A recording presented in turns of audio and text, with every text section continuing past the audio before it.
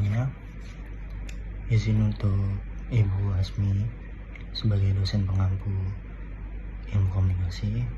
Dalam video ini saya akan menjelaskan salah satu materi penting dalam ilmu komunikasi, yaitu hambatan komunikasi. Topik ini sangat relevan karena dalam kehidupan sehari-hari, baik di lingkungan, keluarga, sekolah, pekerjaan, maupun di pergaulan, kita sering mengalami masalah dalam berkomunikasi. Secara umum, hambatan berkomunikasi adalah segala hal yang menyebabkan proses komunikasi tidak berjalan dengan baik. Akibatnya, pesan yang disampaikan tidak diterima dengan jelas, disalahpahami, atau bahkan tidak sampai sama sekali kepada penerimanya. Nah, hambatan komunikasi ini dibagi menjadi beberapa jenis. Saya akan membahas satu persatu. Yang pertama itu ada hambatan fisik.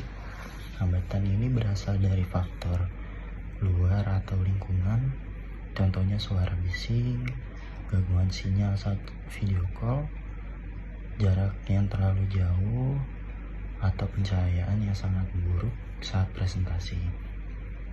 Hambatan fisik bisa membuat pesan tidak terdengar jelas atau tidak terlihat dengan baik. Yang kedua itu ada hambatan psikologis. Hambatan ini berkaitan dengan kondisi kejiwaan atau emosional dari komunikator maupun komunikan. Contohnya rasa takut, malu, marah, sedih, atau kurang percaya diri.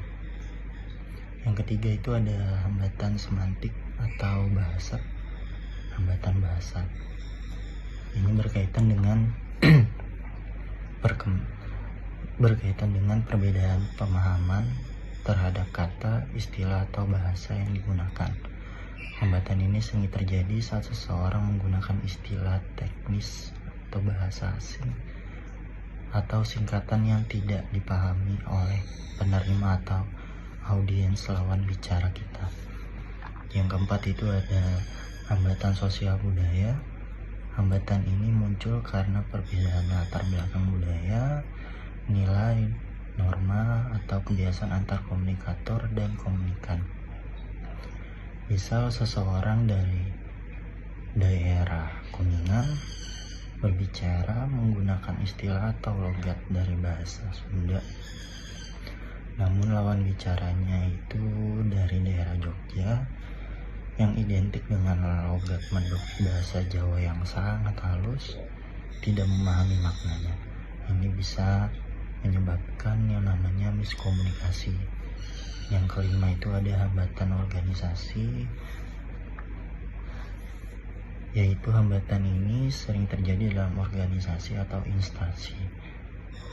Misal pesan dari pimpinan yang tidak sampai ke bawahan karena terlalu banyak informasi penting, terhambat karena tidak ada komunikasi antar divisi satu hingga divisi lain.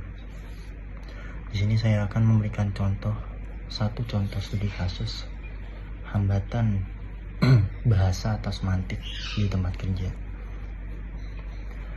Ada seorang supervisor di sebuah perusahaan memberikan instruksi kepada store crew atau staf toko dengan kalimat, supervisor ini menyuruh tolong capai target KPI minggu ini sebelum deadline agar divisi Anda bisa ACH. Oke, saya jelaskan. Store crew ini atau staf toko ini kebingungan karena dia tidak tahu apa itu KPI, apa itu deadline, apa itu ACH. Tapi karena si staf toko ini merasa sungkan untuk bertanya kepada supervisornya, akibatnya menjadi pekerjaan tidak selesai sesuai harapan supervisor, dan supervisor pun memarahi si store crew ini atau staf toko ini dan memberikan sanksi. Dan itu sebuah kelalaian yang dilakukan oleh store crew karena dia enggan untuk bertanya kepada si supervisor tersebut. Nah, ini adalah contoh hambatan semantik atau hambatan bahasa, yaitu perbedaan pemahaman istilah yang digunakan karena komunikator tidak menyesuaikan bahasa dengan penerima. Pesan tidak bisa dipahami dengan baik.